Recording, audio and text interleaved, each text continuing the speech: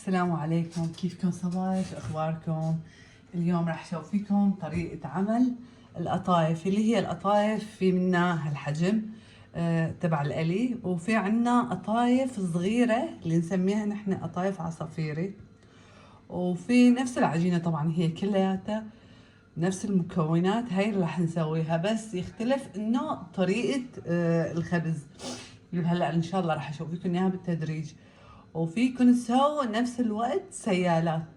طبعا هاي الاكلات كلها سورية، بس موجودة بسوريا اكيد، يمكن ما متأكدة 100%، بس انا بعرفها على الاغلب انها سورية، السيالات والقطايف العصافيري والقطايف المقلية الكبيرة. فهي القطايف الكبيرة المقلية بسموها طاشكة هون بتركيا. تمام. هلا عندي هوني كاستين طحين حطيت، وهذا عندي هون بيكنج باودر. طبعا اخذت منه نص الظرف مو كله، خليه هلا هيك. هي المواد الناشفة طبعا. وفي عندي سميد الناعم اللي هون بتركيا، نحن بتركيا بسموه يرمك. يرمك يعني سميد، هاي يرمك بالتركي. اللي ما بتعرف شو معنات اسم السميد بالتركي، يعني بخاف بركي في ناس مثلا عايشين بتركيا وما بيعرفوا شو اسم السميد. مثلا تروح تشتريه من عند البقال او من السوبر ماركت، فبتقولي له بس بدي يرمك. يرمك اللي هذا هو. حطيت منه كاسة، هاي الكاسة حجم هاي الكاسة سميد، وكاستين طحين بهاي نفس الكاسة. وهلا نجي وحطيت طبعا بيكنج باودر، ولازم حط خميرة. هلا خميرة تقريبا رح احط نص معلقة كمان، مو كتير، هاي نص معلقة. هاي طبعا مواد ناشفة كلياتها مع بعض حضرها. وكمان اكيد مثل ما بنعرف انه الخميرة لازم تيجي معاها سكر. انا ما حطيت الخميرة بالمي، خليتها هون مباشرة. هون معلقة سكر، وملح طبعا شوي صغيرة، كتير صغيرة، رش يعني شيء لا يذكر، لأني هذا مو، ما نقول إنه هذا طبخ، لا هاي رشة صغيرة. وهلا طبعا المواد كلها الناشفة مع بعض خلي أحركها، السميد والطحين والبيكنج باودر والخميرة، وحطيت سكر ورشة ملح خفيفة. هلا رح اضيف المي طبعا بالتدريج وضل حرك. المي طبعا هي لا باردة ولا سخنة، هي المي دافية. المي دافية دفا. هلا شوي شوي بالتدريج مشان لا يتكتل معاي. رح اضيف، وانا عم ضيف طبعا هو تقريبا كاستين طحين مع كاسة سميد، راح ياخد مني تقريبا 3 كاسات مي، 3 ونص. هو اصلا بدي اياه الخلطة بدي اياها انا مريئة، ما بدي اياها سميكة. شوفكن هلا بالنهاية كيف راح تصير. اهم شيء انه لا تخلوه تكتلات نهائيا. انا طبعا الفيديو هلا بالبداية شوي خليته طويل مشان اشرح لكم بالتفصيل لحديد ما نوصل للنهاية. هيك الساعة راح اقطعه شوي شوي لحديد ما اوصلكم معي للنهاية واشوفكم النتيجة كيف. النتيجة طبعا روعة. ونحن كمان بما انه احنا سوريين بنحب هاي الاكلات، فندور عليها مو موجودة، لان احنا اكيد كلياتنا متغربين، وفي كتير اشياء واكلات يعني فاقدينا الغربة مو موجودة، فبنقدر نساويها بالبيت ان شاء الله. يا رب تطلع مثل الجاهزة. هلا هيك تقريبا خليت انا كاستين ومي، كاستين منها ونص، نفس الكاس اللي عيرت فيها، بس انا كنت طبعا ضايفتهم بالكوب. حطيت المي بالكوب تقريبا كاستين ونص، كاستين ونص مي. شوفوا كيف صار القوام معي بهذا الشكل. القوام لازم يكونه يعني لا هو مريء مثل المي، ولا هو سميك وكأنه عجينة بدك تساويها مثل الفطاير او شيء، لا بهذا الشكل. وطبعا رح اخليها هلا تختمر. رح اريحها تقريبا شي ساعة، اكتر شي ساعة مو اكتر يعني او اقل. راح ارجع الاقي هون كلها فقاعات وشوي متخمرة، بس اكتر شي انا بدي الفقاعات، ما بدي اياها انه تخمر وتنفش لفوق او شي. اكتر شي الفقاعات انا محتاجة. هلا رح اغلفها وشيلها. طبعا عندي انا هوني حليب، حطيت معه معلقتين نشا وحطيت معلقتين سميد، هو نفسه هذا السميد، وفانيليا، ظرف فانيليا ما حط له سكر. هذا هاي القشطة. فراح احط تقريبا الحشوة راح اسويها قشطة، وراح اسوي حشوة جوز وجوز الهند، هاي حشوة تانية. في ناس حسب الرغبة وكل مين بحبها بشي، في ناس تحبها بالقشطة، في ناس تحبها بالجوز، فكل واحد وحسب يعني رغبته بيساوي. انا راح اسويها باثنين ان شاء الله. هلا بجهز الاشياء كلياتها وبرجع لكم. وهلا هون طبعا حطيت الطواية على النار مثل ما قلت لكم، ننتظر العجين شوي يرتاح ويختمر وبرجع لكم. هو طبعا طلع بغير شكل، كان شوي منتفخ، فانا شفت انه يحتاج مي، خليت له شوي مي وخليته بهذا القوام. وهلا ان شاء الله راح ابدي شكل القطايف قدامكم. طبعا اذا عندك دولة او فنجان باي شيء تقدر تعبي العجينة عشان تشكليها بهذا الشكل.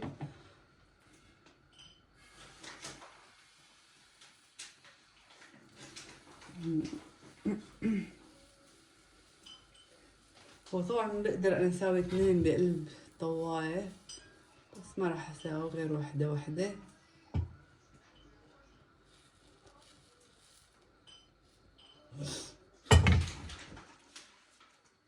وهلا شوف كيف هاي الفقاعات اللي عم تطلع. هي طبعا هي سر النجاح بالقطايف. انا طبعا قبل شوي سويت وحدة وهيك طلعت، شوفوا الشكل تجنن يعني، طلعت صحيح يعني كأنها جاهزة. وهلا هون ننتظرها تنشف. واذا بدكم يعني مثلا انه يطلعوا كلياتهم حجم واحد، فيكم تجيبوا فنجان لكل وحده، مثلا تعبي فنجان من العجين وتحطيه بالطواية لحديت ما ينشف، وهيك راح تتاكدي انه كلياتهم حجم واحد ونفس الكميه كلياتهم. هلا راح اخليها تنشف وشوفيكم اياها كيف راح تصير معاي. وانا كمان بهذا الوقت راح اروح كمل الباقي وجهز الحشوة الثانية، لاني الحشوة الاولى اللي شوفيتكم اياها اللي هي القشطة سويتها بالحليب. طبعا حطيت معلقتين نشا ومعلقتين سميد، وعندي كاستين حليب طبختهم وجهزتهم، وفانيلا واحد طبختهم وجهزتهم، وهلا هن انبردوا طبعا. فهلا عندي الجوز راح اكمل وجهز الحشوة الثانية وارجع لكم شوفيكم التشكيلة كيف كلياتها كاملة، كيف راح اشكل الجوز والقشطة، ولما راح اقليها كمان راح اشوفيكم اياها. طبعا كله بالتدريج راح تشوفوه كلياته.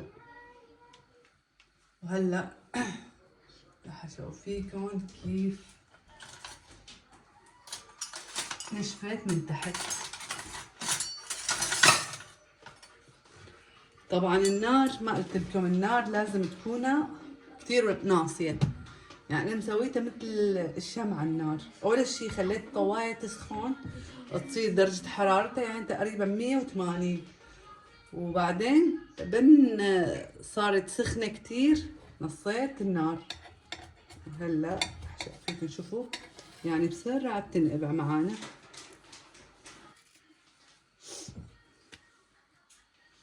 بدكن اكتر شوية تخلوها تحمر عادي. هلا بهذا الشكل شوف ما شاء الله كتير ناجحة، يعني الحمد لله انه العجينة بتوحي شكلها انه ناجحة. هاي كل الفقاعات هاي طلعت وصارت مثل الزروف،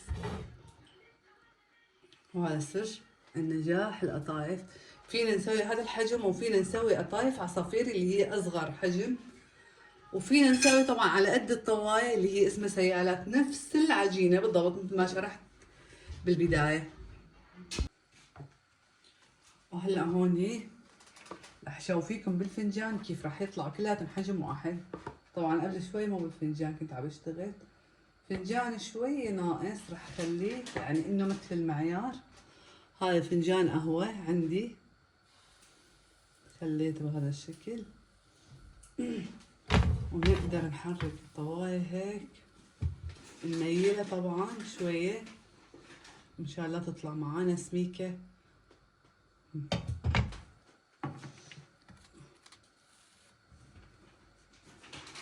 لسه هي ما نشفت.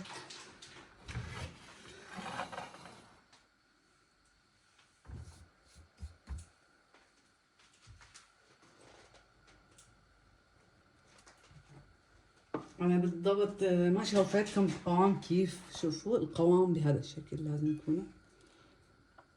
العفو يعني قبل شوي شوفتكم اياه هيك بس المفروض انه هيك شوفتكم اياه. هذا القوام. هذا السميد والطحين لما يندمجوا مع بعض فهيك بصير القوام العجينة.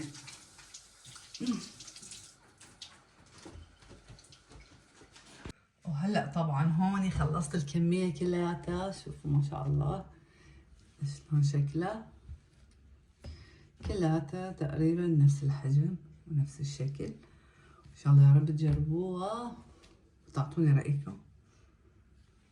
طبعا لا تنسوا هاي الشغلات هيك لازم تصير يعني، لاني اذا ما صارت هيك بهذا الشكل يعني انه حسبيها انه ما ناجحه العمليه نهائيا. وهلا هوني انا مجهزه طبعا القشطه اللي قلتلكم سويتها قبل شوي، وعندي هون جوز وهذا جوز الهند.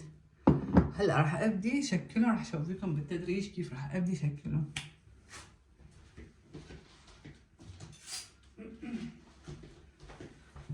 الخطوه الاولى راح ابدي انا هون بالقشطه. اول شي بنجيب هاي الوحده هيك بنمسكها بهالشكل.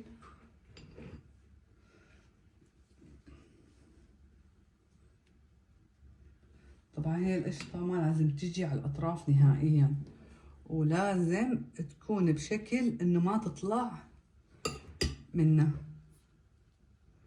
ونجي بس هي نضغط عليها بهذا الشكل. شوف هي أصلا تلزق لحالها، شوف بس تضغطوا عليها بهذا الشكل.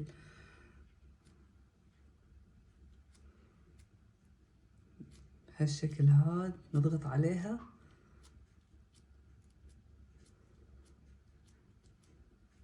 هلا هي عندي هون قشطة أول وحدة خلصتها، هي حشيتها بهذا الشكل. انتم طبعا الحشو بتحبوها كثيرة، بتحبوها وسط، بتحبوها عادية، بكيفكم تقدروا تتحكموا فيها.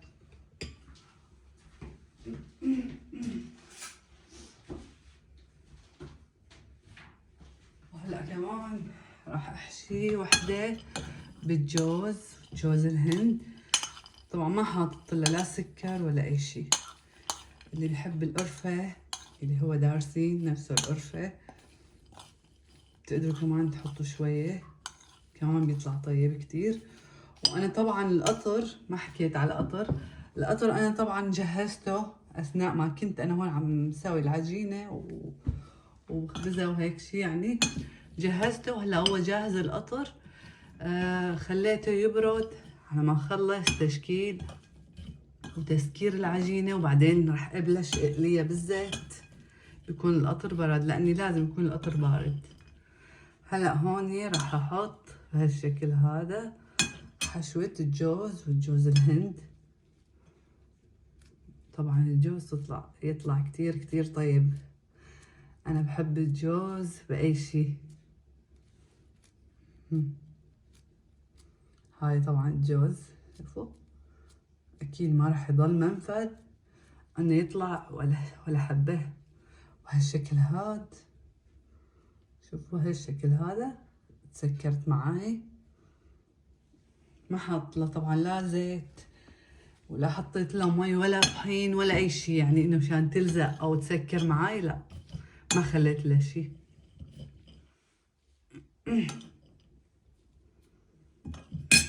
هلا نجي على الثانية بهالشكل، بس ضغط، بس بهالشكل هذا ضغط خفيف، يعني مو ضغط قوي قوي كتير مشان انه تخليها تتشقشق معاكي، لا هيك ضغط خفيف راحت اصابعك. شوف ما شاء الله، يعني ما شاء الله. والعجينة كتير كتير يعني لينة، شوف حيث انه تقدري تسكريها وتقدري هيك. ها شوف العجينة كيف كتير حلوة طبعا، والحمد لله ان نجحت معي. انا يعني واثقة انه كانت راح تنجح، لاني انا مو اول مرة بساوي القطايف في البيت. ان شاء الله المرة الجاية راح اشوفيكم كيف طريقة السيالات اللي نحن نساويها بسوريا محافظتي طبعا. على المرة الجاية فيديو خاص للسيالات، وفيديو تاني ان شاء الله للقطايف العصافيري.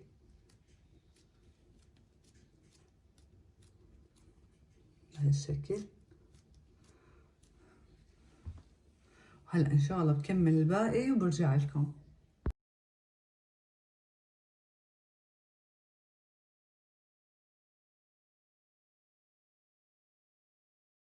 وهلا طبعا هوني خلصت تسكير كل الكمية. هوني حشيتهم طبعا بالجوز، وهون حشيتهم بالقشطة. هلا رح نبدي مع القلي. انا حطيت طبعا الزيت هوني على النار. شوف هوني كيف رح نبدي شلون نقليه، وطبعا شلون لازم يكون شكله بعد القلي. هاي طبعا صار زيت سخن، يعني صار له شي 3 دقايق هيك او اكتر على النار.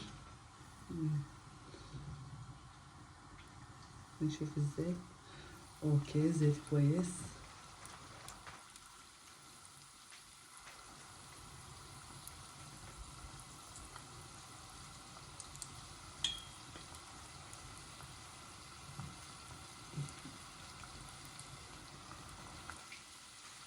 طبعا لازم يكون الزيت نظيف جديد، يعني مو يكون مقلي فيه من قبل، يعني نستخدم الزيت تقولي عليه انه نظيف، انه بس قالي فيه بطاطا او بس قالي فيه شغله فلانيه وما نستهلكته كثير. لا، لازم يكون الزيت نظيف طبعا. وهون الطنجره كانت نظيفه وانا جبت الزيت طبعا نظيف. هلا خليته. ولازم يكون شوي غامره، يعني مغموره شوي القطايف. هلا بنشوف اول وحده كيف راح تستوي. انا مجهزه القطر.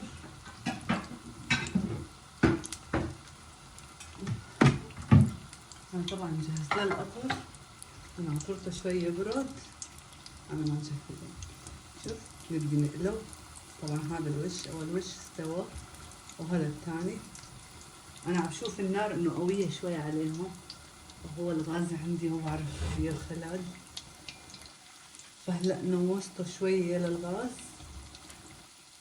لا ما بدي اياها انه تصير هيك مثل انه تتشلوط شلوطه، لا بدي اياها انه تستوي هيك على راحتها وتعطيني اللون اللي انا بدي اياه.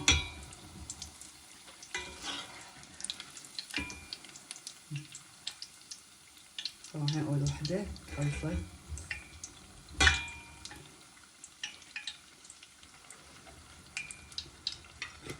نخليها صحن.